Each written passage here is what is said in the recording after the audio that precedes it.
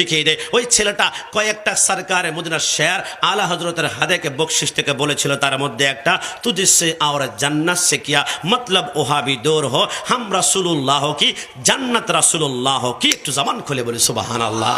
তুঝ সে और जन्नत से किया मतलब ওহাবি দৌর হো। এ ওহাবিরা তোদের সাথে জান্নাতের কি সম্পর্ক? আরে না, আরে তোরা দূরে যা, জান্নাতের সাথে তোদের সম্পর্ক নাই, জান্নাতের সাথে আমাদের সম্পর্ক। কারণ হাম রাসূলুল্লাহ কি জান্নাত রাসূলুল্লাহ কি, আমরা রসুলকে ভালোবাসি মন দিয়ে, দিল দিয়ে, কলেজা দিয়ে। তো রসুলকে যদি ভালোবাসি আমরা, ওই জান্নাতের মালিক হচ্ছে রসুল। ইন্না আতাইনা কাল কাউসার। আমার আল্লাহ বলে জান্নাত জাহান্নাম সবকিছু আমি আল্লাহ সৃষ্টি করেছি, কিন্তু মালিক বানিয়েছি আপনি রসুল্লাহকে। একটু জবান খুলে বলি সুবহানাল্লাহ।